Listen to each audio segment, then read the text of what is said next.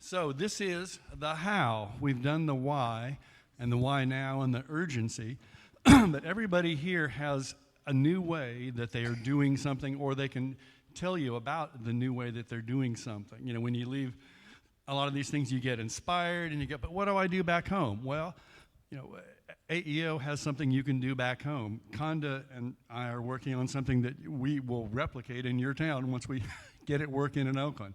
You know, Matt has a way to do this stuff online, and then Michael knows all these pollinator-type businesses that are ready to roll. But if this is the time, and it really matters now, and it really is important to take our economy back from Wall Street to Main Street, and if we're really at risk if we don't with the financialization of our economy and the ripping off of our economy, and there's a way we can make our economy work, you know, like in Jackson. You know, I've been in Jackson, and I lived there for 12 years, and, you know, when it floods, it's really serious. And the floods are a lot worse because of what the Corps of Engineers did.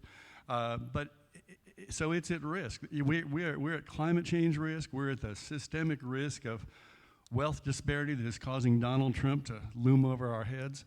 So what are the how things we can do? Let's just go down the row, and, you know, what are things people can do now that you're doing now that you can help people? Everybody up here has ways to help people and show them how. So Tammy Hallaby is filling in for Connie Evans, also is with AEO. Tammy, talk about what you've got with Tilt and the whole thing. So thanks, Kevin. For those of you that know Connie Evans, people often confuse us, but I'm not Connie. So I will She's tell shorter. You, I will tell you that I am incredibly inspired and energized by the speakers this morning and the amazing things that are happening in this room. We heard it here. We see it among AEO members around the country. We are the National Trade Association for Microfinance and Microbusiness, and have a network of primarily nonprofit organizations around the country. What we need and what we're working on is infrastructure. Michael talked earlier about changing the rules of the game, and what we really believe is that infrastructure can do that. Jessica talked about the wealth gap, and one thing that we know about the wealth gap is that for entrepreneurship, it's radically smaller between Black-owned business owners and other business owners. And that path to wealth creation is one that is critical to focus on. And so when I say we need to build the infrastructure, what do I mean? We're working on two critical pieces of infrastructure. One is, how do we get business owners who are going to mainstream financial institutions but not getting served? How do we connect them to the network of community organizations and the products and services that either exist or will exist to meet the needs of local business owners, whether we're talking about at the runway stage or at a later stage? We won a contest that the Treasury Department launched last year, the CDFI Fund Innovation Challenge, to build a technology solution that takes applicants that banks can't serve and gets them into this network. The Treasury Secretary named the problem. It's 8,000 small businesses every day. We've looked at the market and said there's an additional, or next to that, 2.2 million small businesses in low wealth communities that are active in the credit markets. How do we move them to the organizations that you heard from this morning and the universe of CDFIs? The other piece of infrastructure that we're focused on is something we call Dream Fund, and that is, how do we create the product development infrastructure as well as a common balance sheet to be able to finance the products that already exist? My one word would have been infrastructure. I can't speak in one word, so you heard a lot more. Conda, tell us how you're doing it. So, is this on? No. This is on? Yes. Okay. This is an interesting question because I don't think that I really have an answer. I have some ideas. I have some pilots. I have a community, and so I think the question that you're asking has to do with, again, the something that Jessica was talking about earlier, and that is the fact that, I mean, I agree with the theory of change that wealth creation and local wealth creation, that the way that I work it is a pathway through entrepreneurship. And I believe that that's one way, and that's what I'm working on. I have an amazing community that I'm a part of called Impact Hub Oakland, and in Oakland, California, that is a co-working community of change makers, of people who are on fire to really make the changes that we know we need to see in the world. And so it is a very diverse, amazing community of people. And one of the things that we have on our pathway to entrepreneurship is that we have there's so many needs. Money is one of them. That's only one of them. And the runway project that we're working on with the CD that you'll hear more about and more about, I don't want to be the person to talk more about that, but that is one of the areas that we are working on to fill that gap, right? That is there. But there's so much more. And so when what we have is at Impact Hub Oakland, we have an amazing accelerator program, educational program that will lift our community into really getting an understanding. I mean, you know, our community there's a lot of gaps, and the gaps around financial literacy, around just how things go in this world that we have been pushed out of, and we're looking in the window of and saying, you know, what is on the other side of that window? Well, we're opening up the window and saying, these are the things. And we have a beautiful program called Optima Business Bootcamp that Ronnie Crozier, who's sitting here with me. Ronnie, you want to say hello to people? She's our resident genius who has a beautiful program that's educational. And it also, we're looking still through the program, we see all the gaps, and there's all the wraparound services that are necessary. I mean, just from, you know, a lot of it even having to do with technical. How do we even use Google Suite to, what is a CRM? There's so much that is necessary. And so we're mapping out the gaps and trying our best to partner with folks who can fill them. So it's really about partnership, because honestly, when I think about the external part of this question, because there's an internal part of this question answer for me as well, but the external part has to do with a lot with social capital. And that is that folks of color who have been marginalized, that means we're marginalized. That means that those people, not only do friends and family of the white community have money, but they know each other too, and they have access to resources. And so we are looking, social capital is a huge part of what's missing in the communities. And so that is something that, so how do we change that? How do we change that is that there's a being proactive. Privilege, let's talk about privilege. Privilege is a wonderful thing. I'm not against privilege. It's how do you use it? Where do you bring it? And how can you take your privilege, use your privilege, and bring it into spaces that need that? That is the social capital that is helpful. And so I think there's a lot of proactive awareness on the entire community that's necessary. And so I really believe that there's the external part. We are going, you know, there's funding. There's resources, there's social capital. All of that is what are the gaps I think that we are working on at Impact Hub Oakland, as well as, and I can come back around and talk about the internal. That's the external. There's also an internal component that I think is absolutely necessary for us to shift the way that we live and the way that the economy, how it is structured and why it's structured the way it is by our worldview and shifting our worldview. Say just a little more about the internal shift to make it clear to folks. Well, the internal shift, I think that, I mean, you know, we talk a lot, Michelle and I, about, you know, the Donella Meadows systems change, and that the highest lever of system change is that culture, right? And it's culture. It's how we think and how we believe and who we believe we are. We create those systems. Our world reflects how we think. And so we think as humans that we are on top of all other species of the planet, and that we ravage everything underneath us. And that's how we think. We think that we are all that. And so we have a planet that reflects that. It's also true on every other level. We have this tendency, the human brain works in a way of hierarchy. There's the hierarchy of gender.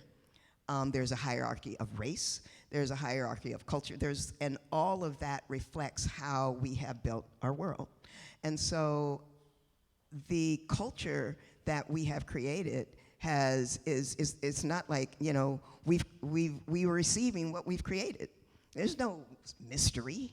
There's no big mystery here, right? It's like, look, this is how we think. This is what we've done. So the idea of changing our worldview and our culture around really creating the society that we want and changing that, making that transition is a real important part. That is underneath it all that's the internal part. And I really think that that's underneath it all, that how we think, how we address the world, our worldview really needs a major shift. And as we do that, then the outward world will respond, because we will actually create the world that we want. So I think that's a big part of it. Thank you. And just observing, you can do that more on the local level because you keep running into the same people. I had a friend who was a Pulitzer Prize winner for a big national paper, and then he bought a small weekly newspaper. And he said when he was at the New York Times, he would get a letter from the Secretary of State. And when he was at the grocery store for his local paper, somebody punched him out for a story, and he realized, oh, the impact of journalism is like on my chin, and so it's the way you're seeing the impact of culture. So that's why focusing locally is, I think, where we can transform. So Matt, you help lots of local crafts people. My daughter-in-law has an Etsy store for her knitting and is doing, and weaving with it and stuff. So I know about Etsy from her. Yeah, well, it's funny. I spent so many years building this large digital platform and have come to believe actually that what's needed is not a large digital platform, but actually deep local connection in person. And I think we can use large digital platforms to connect people, but it's really on the ground is what matters. And that's very much what's driving all of the work that I do now. And it's actually, I would really second what Kondo was saying, is that we have to look at that internal shift, because until we can actually not see ourselves as separate from the natural world or separate from other people, we're not going to be able to make the decisions or take the actions that are actually going to shape the economy and the world that we want. And so I would say what we need to focus is on connection, kind of like Bali. So connection to self, connection to others, and connection to place. And then the cultivation of compassion for all of those things, so that we're then able to say, okay, I see that we're connected. I actually now care enough to do something about it. And now I'm going to put it into action. And that is actually, right, the actions are what are going to make the world that we want to live in. So where are those actions coming from? And, what I've also found is that through connection, that's how you cultivate compassion for a place or for other people, getting to know them, having conversations with people. So it keeps coming back to me why this work is best done locally. And I think that where the digital platform comes in is then to say, okay, well, how do we share what we're doing with one another and support a big number of small community-based economies rather than a small number of very big global economies? And I think that's true for investing, and I think that's true for business too, that what we need is a big number of small rather than a small number of very big. Big number of small. Okay, interesting. We can go further into that. Michael, you have lots of solutions in your book. I really love the whole pollinator metaphor throughout your book. But let's assume culture's been said.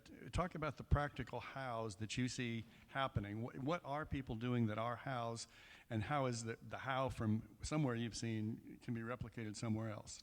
Yeah, so is this working? Yeah. All right. Yes. How to project voices. So I've been thinking a lot. So there clearly are a huge number of ways that people can invest if you have money. Huge number of ways you can invest locally. And the passage of the Jobs Act, state law changes, that expands those numbers. But when we're thinking about, the half of the economy, as John Katovich said, that doesn't have the $400 for an emergency, how do we think about local investment there? And I think that's really important. And there's sort of three things that I think we ought to be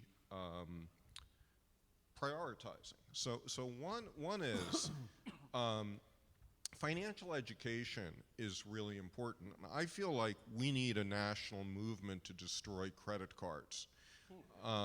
Because credit cards are the biggest force for delocalization out there. The cards take money into big banks, the fees leave communities, and the financial distress that they cause. So I think we want to gradually shift people from losing money on credit cards to gaining money through small amounts of savings in credit unions that govern their daily lives. And the next stage, of course, is getting people to have some kind of ownership stake in the place where they live. Given our tax laws, this turns out to be a very good financial thing for people to do. Now, many people of low income are not going to own big spreads of houses, but they might own a piece of a co-op or a co-housing unit, and thinking about these models of getting people into the ownership universe more modestly, I think are very important. So that's number one. Number two is, to the extent that people do save for their retirement in tax-deferred IRAs or 401ks, is really to teach people how to use these vehicles to invest locally. So the book that I'm working on now is how to do self-directed IRAs and solo 401ks, because everything that you've heard so far and everything we're going to be talking about the rest of today can be financed in part through these tax-deferred elements. And for example, almost no one knows anything about a solo 401k, but if you have $1 of Schedule C income, you can create this yourself. You don't even have to hire an outside custodian. Schedule C income is? For your own little business. Okay. So if you have an internet business that earns $1 a year, you can do a solo 401k. The third thing for me is, how do you put these things together? And I think there are some interesting models out there. Just two models I wanted to quickly share. One is in Minneapolis, there's something called the Northeast Investment Co-op. And it's pretty small, but what it does is it encourages people to invest in low-income housing in a cooperative structure, and it is beginning to think about how to get investors to put money through their solo 401ks and self-directed IRAs. I would like to see that grow by 1,000-fold. And second example, and one that to me reflects changes in the rules, is that in the province of Nova Scotia, which has about 1 million people, they changed the rules in 1998 to make it easy for grassroots groups to create their own funds that can take pension investment and put it into local business. There are 60 of these funds there. To put this in context, if the United States had as many of these funds per capita, we would have probably close to 20,000. Interesting.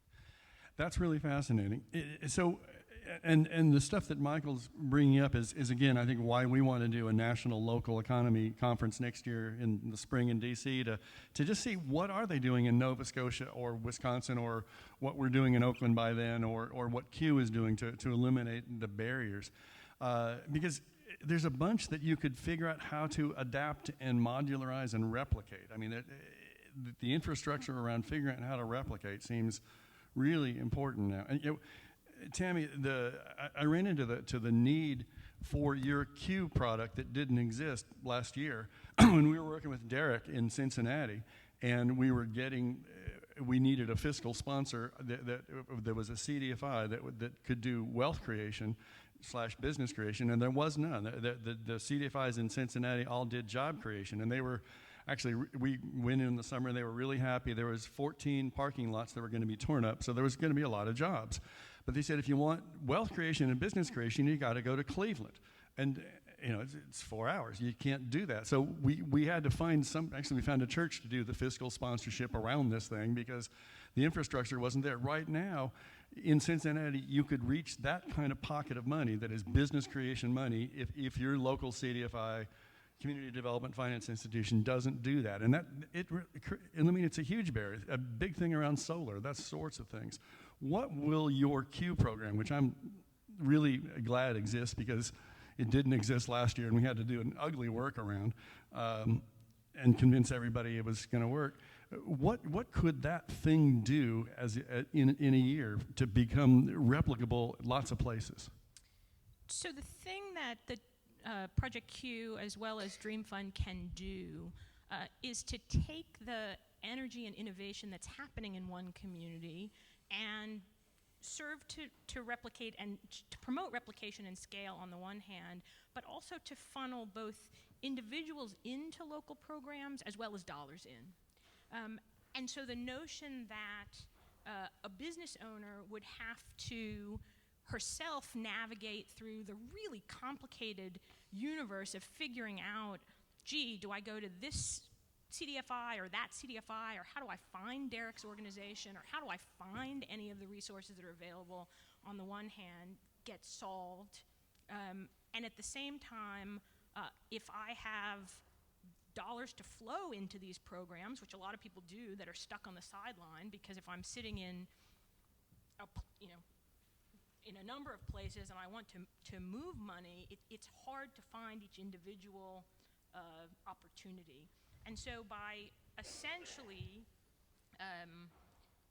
for lack of a better word, kind of organizing how information flows and funds flows and making it easier for common opportunities, common needs to be met on both the how do I help facilitate the connections and how do I facilitate the funds flows, those two things happen. I think the other thing that happens with Q and Dream Fund is that it creates a channel to connect what is today the traditional financial system to the local economy in a way that accommodates the mindsets and existing structures that govern business as usual, but make business as usual flow into the local economy. Ronald Coase, who created transaction theory, he's also talks about the stages of evolution of a market. So in some of the stuff Michael is talking about, it's discovery. And so you figure out who's doing what where.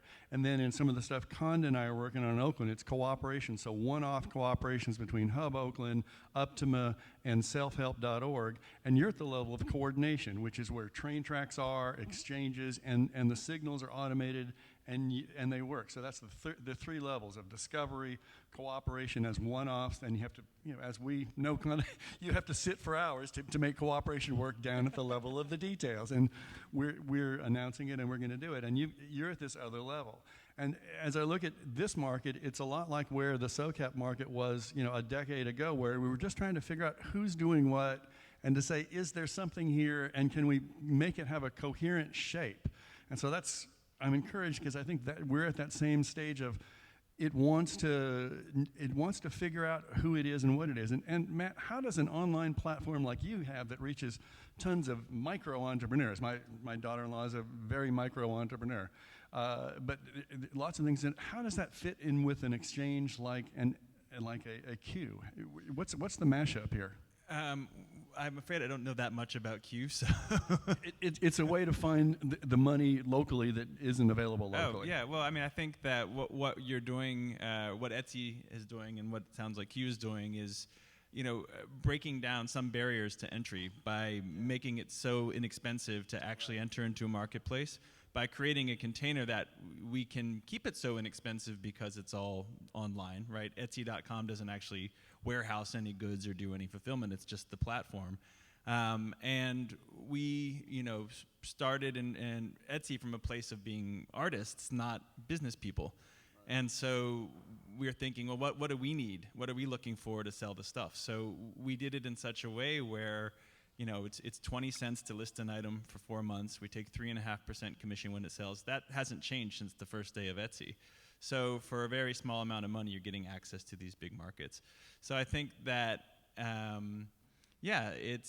it's about creating that container for that connection to happen, and then kind of getting out of the way on some point, and facilitating these relationships. And I think that as we think about Etsy, anyways, and the businesses that have grown, Etsy's now developed a wholesale platform. Etsy's now getting into manufacturing. Right. The finance piece is the next piece of the puzzle. How do you actually then be able to support directly these small businesses who are themselves participating in the creation of robust local economies, right, even if they're using a global platform to do so?